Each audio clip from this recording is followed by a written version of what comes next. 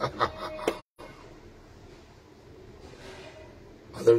महानुभाव, आप सभी का आज 31 अक्टूबर रविवासरीय जीवन कैसे जिए में बहुत बहुत स्वागत, अभिनंदन। आज का दिवस रविवार, दिवाली से पहले का रविवार, छुट्टी का दिन, सभी अपनी अपनी घरों की सफाइयों में दिवाली के शुभागमन के लिए तैयारियां करते हुए, और इसी बीच आज का ये सत्संग और हमारा आपका मुलाकात का दिवस। आइए आज का मधुर भजन सुनते हैं। आप सब लोगों की नजर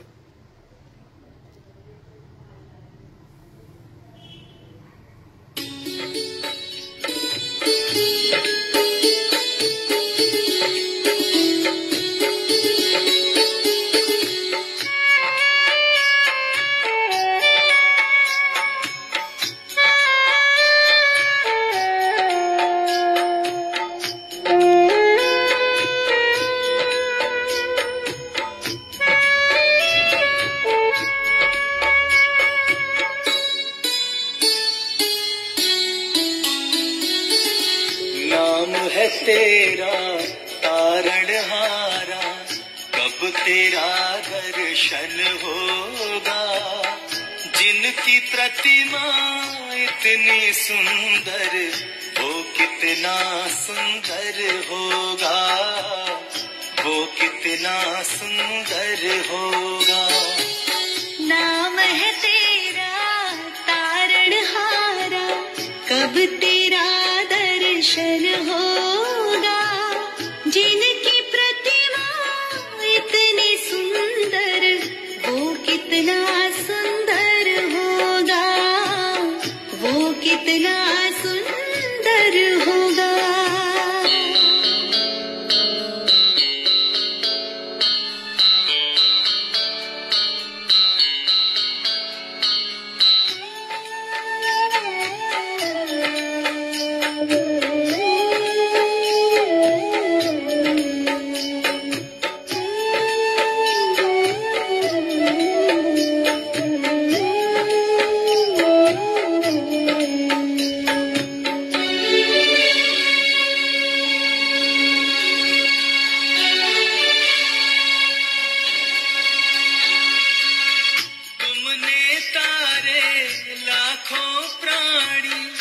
ये संतों की वाणी है, ये संतों की वाणी है। तेरी छवि पर मेरे भगवन, ये दुनिया दीवानी है, ये दुनिया दीवानी है, ये दुनिया दीवानी है। से तेरी पूजा रचाऊं, जीवन में मंगल होगा। जिनकी प्रतिमा इतनी सुंदर, वो कितना सुंदर होगा, वो कितना सुंदर होगा। नाम है तेरा तारणहारा, कब तेरा दर्शन होगा। जिनकी प्रतिमा इतनी सुंदर, वो कितना सुंदर होगा, वो कितना सुंदर होगा।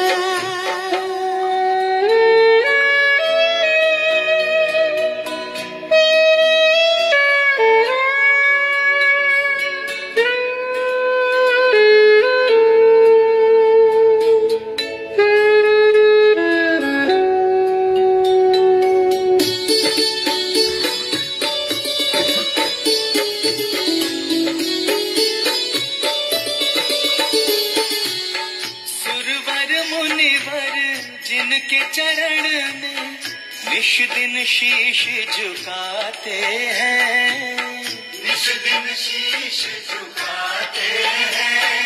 जो गाते हैं प्रभु की महिमा,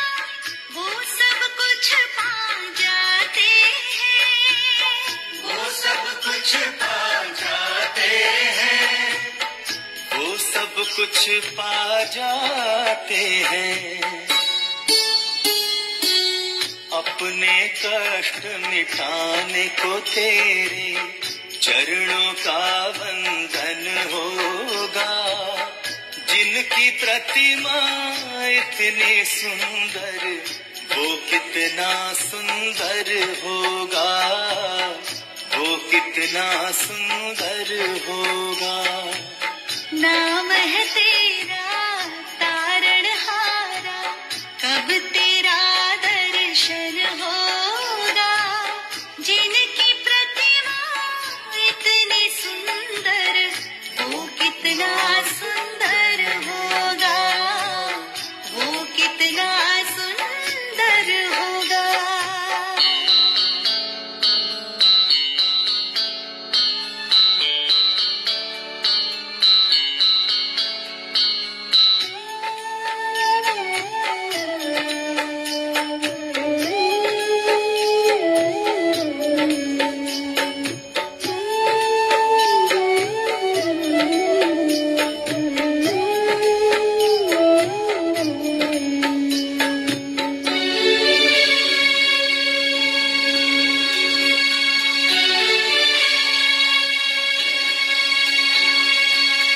मन की मुरादें लेकर स्वामी तेरे चरण में आए हैं। तेरे चरण में आए हैं।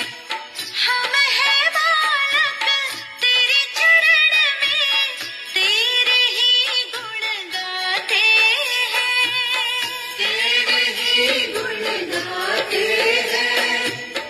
तेरे ही गुण गाते हैं। भव से पार उतरने को तेरे गीतों का संगम होगा। जिनकी प्रतिमा इतनी सुंदर, वो कितना सुंदर होगा, वो कितना सुंदर होगा। नाम है तेरा तारणहारा, कब तेरा दर्शन हो।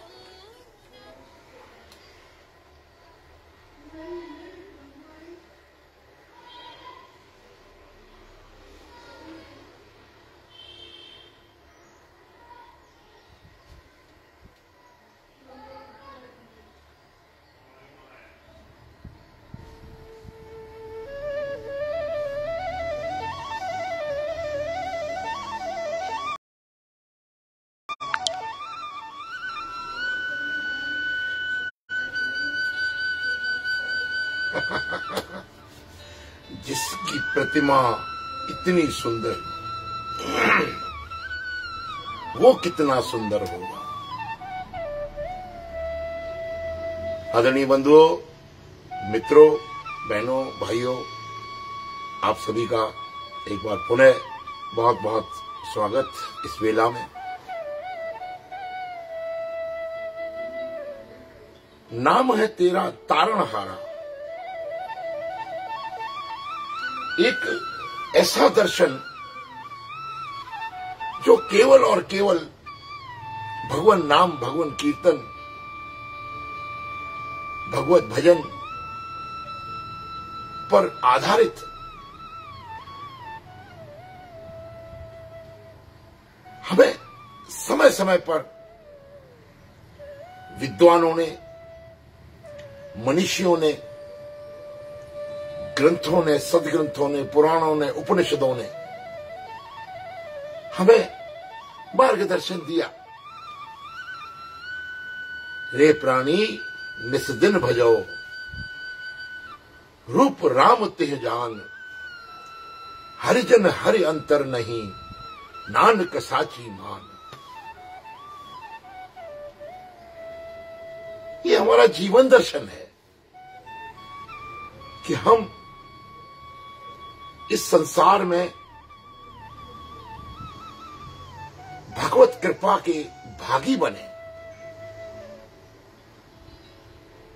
परम प्रभु की इस अप्रतिम सुंदर कायनात प्रकृति जिसका वो सर्वेश्वर है, वो मालिक है, जिसने हमें उपहार स्वरूप ये जीवन दिया है, कम से कम उस जीवन दाता परमेश्वर के प्रति हमारा इतना तो बनता है कि हम सदैव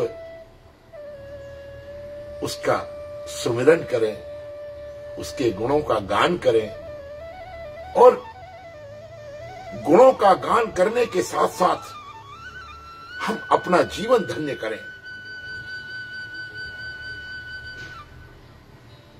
मनुष्य जीवन में केवल और केवल यही एक दर्शन है जो हमें समय समय पर मार्गदर्शित किया जाता रहा है, गुरुवाणी के द्वारा, धर्म ग्रंथों के द्वारा, धर्म विद्वानों के द्वारा, संतों के द्वारा, महापुरुषों के द्वारा हमें समय समय पर यही राह दिखाई गई है। यहां तक कि भगवान ने भी ऐसे संदेश हमें भेजे हैं वेदों के माध्यम से, पुराणों के माध्यम से, नाम व्यसामि वैकुंठे न च योगिनो हृदय मद्भक्ता यत्र गायन्ति तिष्ठति तत्र नारदा। हे नारद, मैं केवल वैकुंठ में ही नहीं रहता हूं और न ही योगियों के हृदय में रहता हूं, नहीं सत्पुरुषों के, संत पुरुषों के अंतर्मन में रहता हूं। मेरे भक्त जहां मेरा कीर्तन संकीर्तन, मेरी कथा, मेरा सुमरन, मेरा गायन करते हैं, तिष्ठति तत्र नारदा, हे नारद मैं वहां बैठता हूं। हम यदि परमेश्वर को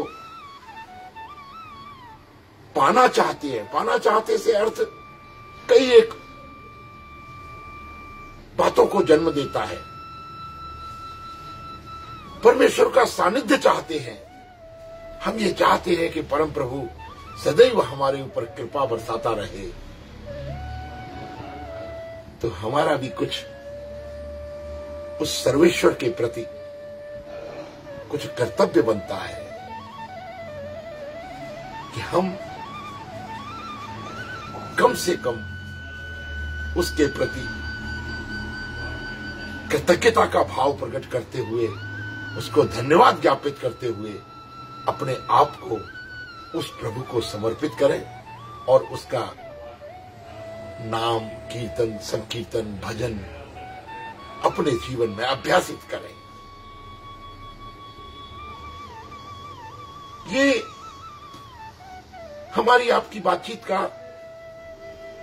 प्रमुख विषय रहता है कि हम जीवन कैसे जिए, हम अपने जीवन में किन किन बातों का समावेश करें, किन किन बातों को अपने जीवन में अभ्यासित करें, किन किन कृत्यों को, कर्मों को अपने जीवन में डाकें, संलग्न करें, अथवा हम जीवन कैसे जिए। सर्वाधिक महत्वपूर्ण आधारभूत बात यही है कि हम अपने आप को इस प्रभु की बनाई हुई इतनी सुंदर कायनात, इतनी सुंदर प्रकृति और इतने सुंदर सागर को, इतने सुंदर भव सागर को, इतने सुंदर संसार को किस तरह से सामंजस्य बनाते हुए आध्यात्मिक जीवन जिए। आध्यात्मिक जीवन जीने के लिए एक महत्वपूर्ण रास्ता, मार्ग, सदैव हमको बताया जाता रहा है कि हम ऐसे कार्य करें जो हमारे जीवन में हमारे सुकर्मों को सुनिश्चित करें। हम धर्म से प्रेरित धर्म के लक्षणों को अपने जीवन में संजोते हुए, धार्मिक कार्यों को करते हुए, परमार्थ के कार्यों को करते हुए, परमेश्वर द्वारा दी हुई अनमोल विधाओं को अपने जीवन में ढालते हुए हम जीवन जिए, ताकि हमें प्रभु की निकटता मिल सके, उसका सानिध्य, उसकी कृपा हम पर सदैव बनी रहे। आज के दुखभंजनी साहब के अगले पद में मैं आपसे कुछ ऐसी ही वार्ता करने वाला हूं कि जिसमें हमारे जीवन में सदैव मंगल और सुख का भाव बना रहे। उसके लिए हमको कैसे करना है, क्या करना है, दुखभंजनी साहब के अगले पद का भाव कुछ इसी वार्ता पर आधारित है। आइए आज 24वां पद दुखभंजनी साहब का हम लोग विवेचना करते हैं। सोरठ मेला पंजवा, सुख मंगल कल्याण सहज, धुन प्रभु चरण निहार्या, राखन हारे राखिए, बारिक सतगुरु ताप उतारिया, उबरे सतगुरु की शरणाई, जाकी सेव न बिरथी जाई, घर में सूख बाहर पुन सूखा, प्रभु अपने भये दयाला, नानक विघ्न लागे कोई, मेरा प्रभु होआ कृपाला। बोल गुरु नानक देव की जय।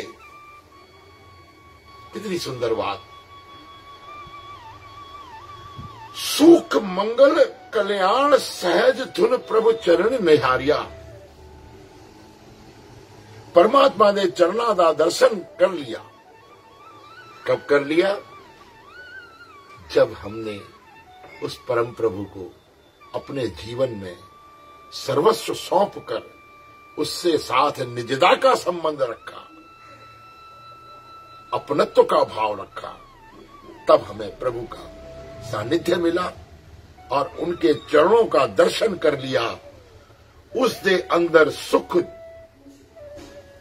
खुशी, आनंद ते आत्मक अडोलता भी हमारे अंदर आई।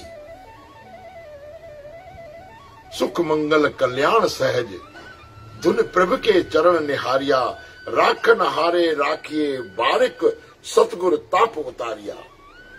गुरु ने उसका ताप लाह दिता, मतलब खत्म कर दिया, उतार दिया।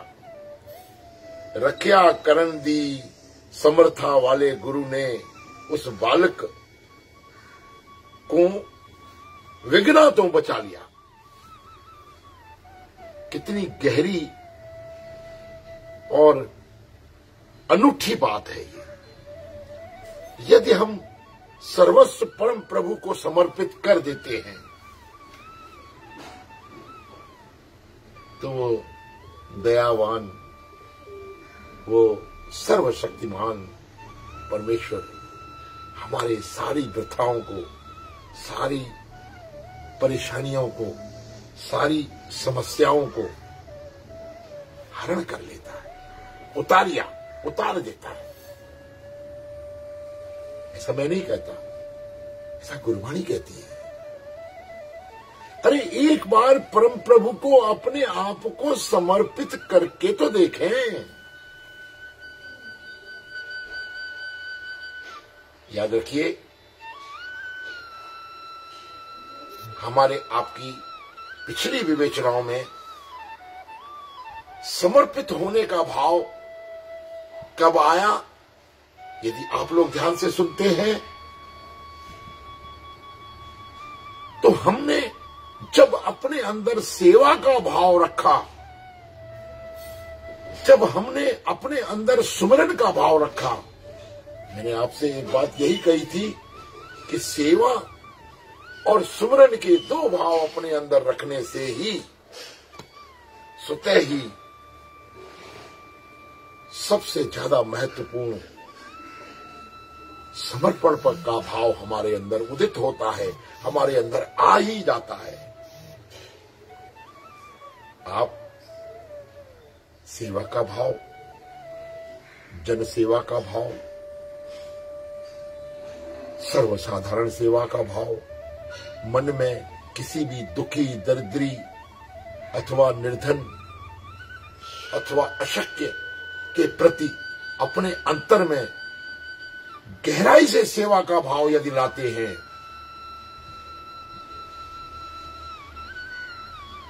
तो निश्चित मानिए कि हम और आप परम प्रभु के बहुत अधिक नजदीक होते हैं। ये एक ऐसी सच्चाई है जो हमारे जीवन में यदि आ जाए तो हमें जीवन के सारे सुख छोटे लगने लगते हैं।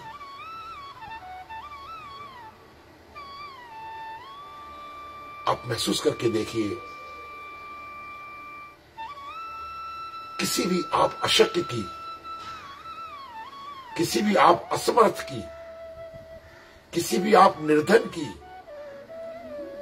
किसी भी निरीह की, निरीह में पशुपक्षी भी आते हैं, बेजान की, अपंग की, असमर्थ की, आप सेवा यदि अपने ऊपर लेते हैं और आप उसके प्रति सेवा का भाव जागृत कर लेते हैं अपने अंदर में, और आपके जीवन के तरीकों में यदि ये बात शामिल हो जाती है तो निश्चित मानिए उस सेवा को करने के बाद आपके मन में जो सुख उपजता है वो सर्वाधिक महत्वपूर्ण सुख है और आप बहुत अधिक आनंद को प्राप्त होते हैं। ऐसा मेरा अपना अनुभव है। आपके जीवन में सुख, मंगल, पुण्य इत्यादि की वृद्धि होती है यदि आप सेवा का भाव अपने अंदर में लाते हैं तो। मैं बार बार यही बात करता हूं, आप तन से, मन से अथवा धन से यदि किसी भी प्राणी के प्रति सेवारत होते हैं तो निश्चित मानिए आप कहीं न कहीं प्रभु के द्वारा बनाए हुए विधान में आप परम प्रभु के कृपा पात्र बन ही जाते हैं, क्योंकि विधान में परमेश्वर किसी न किसी प्राणी की, किसी न किसी जीवात्मा की आपको विवेकपूर्ण आदेशित करके कहीं न कहीं वो आपको विधान में सामंजस्य पूर्ण रूप से आपको बिठाता है कि वे मनुष्य, तुझे उस प्राणी का सेवा करना चाहिए, और वो तुम्हारे द्वारा वो उस सेवा का संपादन करता है परमेश्वर। जाहिर मानिए यदि आप ईश्वरीय कार्य कर रहे हैं, सेवा, सुमरन, भजन, कीर्तन, ये परम प्रभु के टूल हैं कहने चाहिए। उसके ये ऐसे रास्ते हैं जिसने अपनी कायनात की, अपनी प्रकृति की सारे सिस्टम को बनाए रखने के लिए आपको भी कहीं ना कहीं उसने चुना है। ये ऐसा प्रकृति का विधान है। आपकी सेवा का लगना, आपकी सेवा में लीन होना कहीं न कहीं प्रकृति के उन विधानों में व्याप्त है जो उस परमेश्वर ने हमारे लिए रचा है। ऐसा मेरा कई बार का अनुभव है। मैंने इस दरमियान एक कहानी सुनाई थी। एक व्यापारी था, उसने जी भर के कोई यज्ञ किया, बहुत दान भाव था उसके अंदर, और सेवा का भाव था। और एक स्थिति ऐसी आई कि सेवा करते करते करते करते, दान इत्यादि करते करते उसने अपना सर्वस्व परोपकार में अथवा जन कल्याण में गुजार दिया। उसकी स्थिति दयनीय हो गई, अत्यंत निर्धन हो गया। एक दिन उसकी पत्नी ने कहा,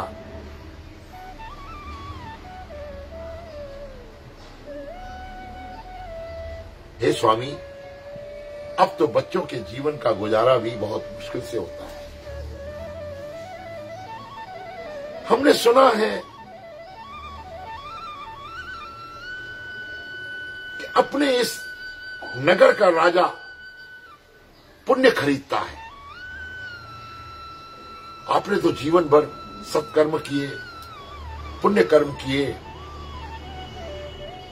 क्यों न पुण्यों का कुछ अंश उस राजा को, उस सेठ को दे के हमें कुछ प्राप्ति हो जाए, तो हम नए सिरे से पुनः अपना व्यापार शुरू करें। पत्नी के अधिक दबाव डालने पर उस व्यापारी को ये बात समझ में आई और एक दिन उसने ऐसा मन में निश्चय किया कि मैं अपने पुण्यों का कुछ अंश बेचकर देखता हूं, शायद मेरी पत्नी सही कह रही हो। ऐसा निश्चय करके वो उस नगर सेठ की ओर जाने के लिए तैयार हुआ। जिस वक्त प्रातःकाल वो जा रहा था, उस वक्त उसकी पत्नी ने सवेरे सवेरे 4 रोटियां बना के उसको दे दी। तेरा मार्ग में कहीं भूख लगे तो आप ये भोजन कर लेना। लेकिन जैसे ही वो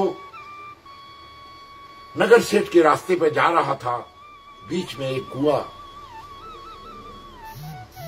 जहां उसने देखा कि यहां से जल पीकर, खाना खा के, भोजन करके मैं जल पी के आगे बढ़ूंगा, वहां उस कुएं के पास जैसे ही उसने भोजन खोला, अचानक एक कुतिया वहां अपने छोटे छोटे बच्चों को लेके उसके सामने आ गई। उसी जंगल के रास्ते में उस कुतिया ने बच्चों को जन्म दिया था, लेकिन वो भूखी थी। न मालूम कितने समय से वो भूखी थी। उस रोटी को देख के वो लालच वाली, खाने वाली दृष्टि से उस व्यापारी की ओर देखने लगी और जैसे ही उसने भोजन करने के लिए हाथ बढ़ाया, उस कुतिया के आने के पास, जैसे ही उसके कुतिया पास आई, उन्होंने एक रोटी उठाई और उस कुतिया को डाल दी। कुतिया बहुत अधिक भूखी थी। देखते ही देखते एक रोटी खा गई, फिर दूसरी भी खा गई, तीसरी भी खा गई और अंत में भूख शांत न देखता हुआ कि भाई उसने देखा कि इसकी भूख अभी शांत नहीं हो रही है, तो 4 रोटी उसको दे दी और स्वयं उस कुएं से पानी पी के आगे चलता बना।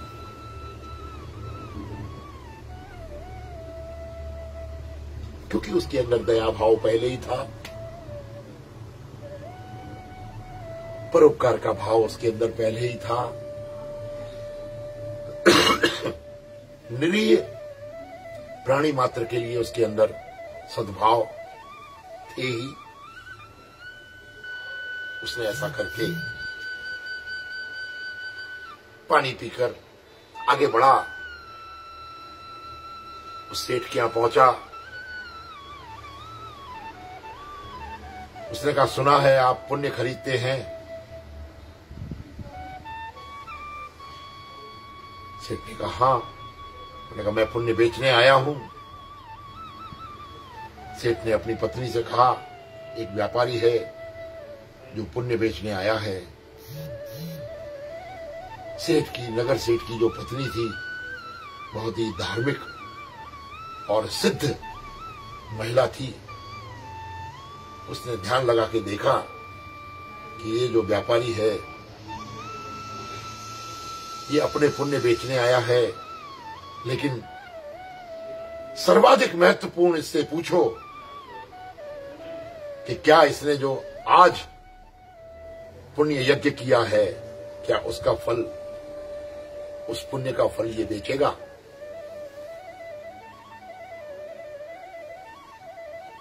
सेठ ने उस व्यापारी को बुलाया, कहा कि भाई, आज जो तुमने एक यज्ञ किया है, उसकी बात सुनकर वो व्यापारी हंसा कि मैंने तो कोई यज्ञ नहीं किया।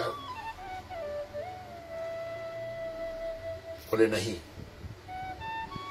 आज का प्रातःकाल का आपका एक पुण्य कार्य है जो आपने किया है, क्या आप उस पुण्य को बेचना चाहते हैं?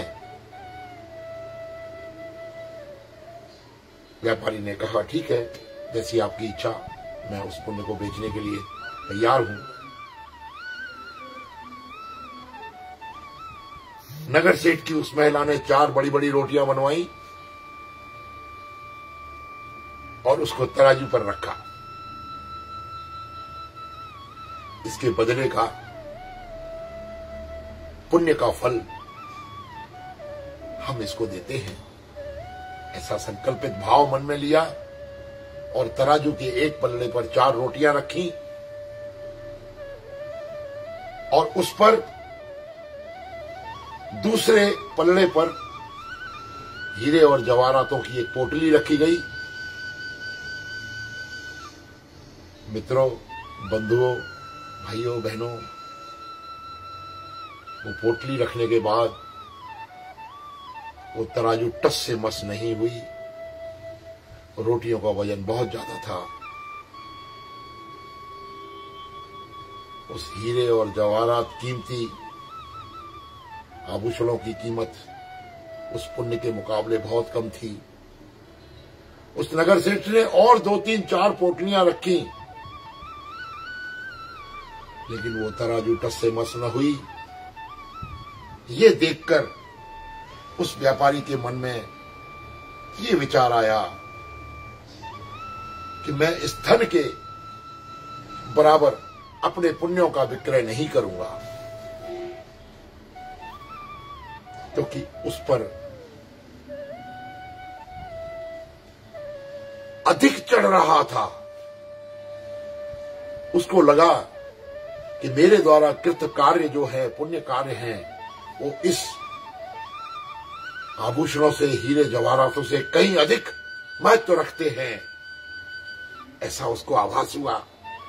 उसने कहा, श्रीमान, मुझे क्षमा करें, मेरा विचार बदल गया है, मैं अपने पुण्य अब नहीं बेचना चाहता। उस नगर सेठ ने कहा, जैसी तुम्हारी इच्छा। वो वहां से वापस उठ के आया, लेकिन मन में ये बात थी कि घर पहुंचते ही मेरी पत्नी मुझसे पूछेगी कि क्या तुमने पुण्य बेचे, और बेचे तो उन पुण्यों के बेचने के बाद तुमको क्या मिला, मैं उसको क्या जवाब दूंगा। जैसे ही वो उसी कुएं पर पहुंचा जहां उसने उस कुतिया को रोटी खिलाई थी, अपने थैले में वहीं पड़े हुए कुछ कंकड़ पत्थर इकट्ठे किए और उसकी पोटली बनाकर अपने घर ले गया और अपनी पत्नी से कहा कि मैं पुण्य बेच आया हूं, लेकिन इसकी आवश्यकता जब बहुत जरूरत पड़ेगी तब हम लोग लेंगे, इसको अभी रख दिया जाए। उसकी पत्नी ने उसको पोटली को छुपा के रख दिया। कुछ दिन बाद उस व्यापारी के किसी बच्चे की तबीयत बहुत खराब हुई। वो अस्वस्थ हुआ, घर में पैसा नहीं था। ये व्यापारी अपने भिक्षाटन के लिए गया हुआ था, लेकिन उसकी पत्नी ने उस पोटली को खोलकर देखा कि कुछ इसमें से धन निकाल लिया जाए ताकि बच्चे की चिकित्सा कराई जा सके। देखते ही देखते उसमें से कुछ धन निकाला। मेरे आपके सोचने की बात यह है कि वो तो कंकड़ पत्थर थे, परंतु प्रभु की असीम कृपा ऐसी रही कि वो कंकड़ पत्थर सारे हीरे और जवाहरात में बदल चुके थे।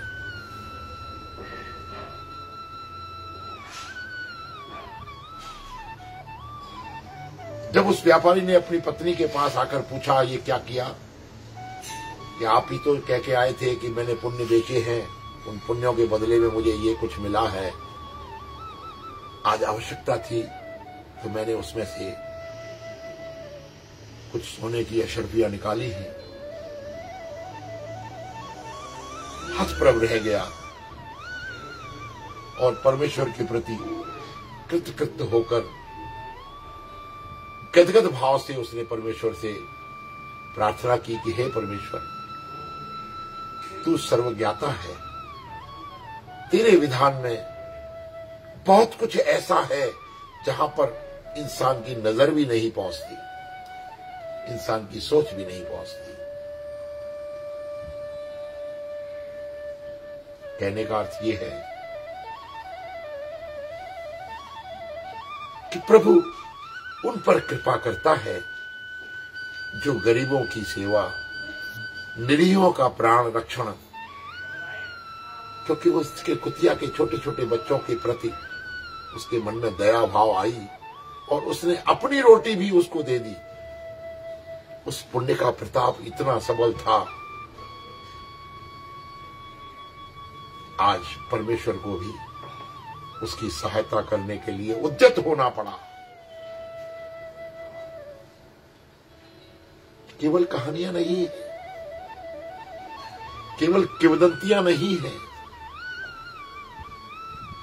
ये हमारी सनातन संस्कृति में ऐसे कई एक उदाहरण हैं जो हमें एक दूसरे के प्रति सेवा, परोपकार, प्रेम, दया, सद्भावना इत्यादि ईश्वरीय गुणों को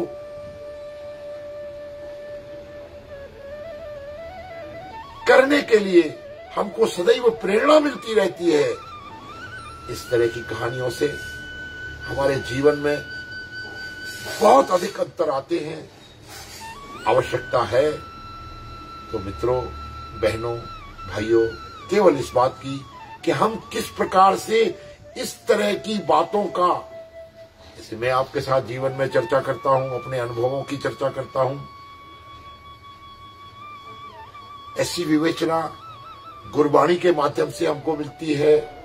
समय समय पर सेवा, सुमरन, समर्पण इत्यादि ऐसे भाव हमको मिलते हैं जो हम अपने जीवन में उतारें और हम अपने जीवन को संचालित करें। अर्थ कहने का यही है कि हम जीवन कैसे जिए, हम जीवन ऐसे जिए ताकि हमारे आपके सभी के जीवन में उस परम प्रभु की दया का, परम प्रभु के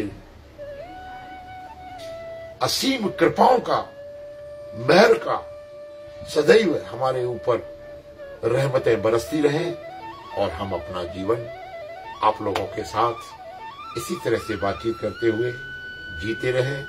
आज का कार्यक्रम समापन की ओर आप सभी का बहुत बहुत आभार, बहुत बहुत स्वागत, बहुत बहुत धन्यवाद। मैं प्रयास करूंगा कि आज काफी लोग जुड़े हैं मेरे साथ, उन सभी को एक बार नमस्कार प्रणाम करते हुए आप सभी को साधुवाद देते हुए किस तरह से हम अपने जीवन को जिए। संजय हिंदुजा जी धन्यवाद, मंजू भटीजा जी मुंबई सांताक्रूज से देख रहे हैं,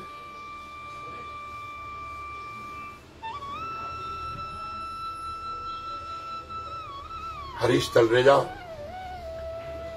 बाबा भाई जी यानी ये बंधु मोतीराम जी कटनी से,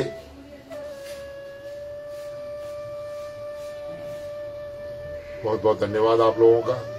ऋतु बत्यानी, हीरो उदासी, सुनीता जी सचदेव, आदरणीय मिसेज डॉक्टर साहब, डॉक्टर गोपीचंद जी सचदेव, आप लोगों का बहुत बहुत आभार, बहुत बहुत धन्यवाद। क्योंकि आप लोग देखते रहते तो मुझे भी बातचीत करने में थोड़ा आनंद आता है, अच्छा लगता है, और आपका इसी तरह का प्यार मुझे सदैव मिलता रहे। बहुत बहुत नमस्कार।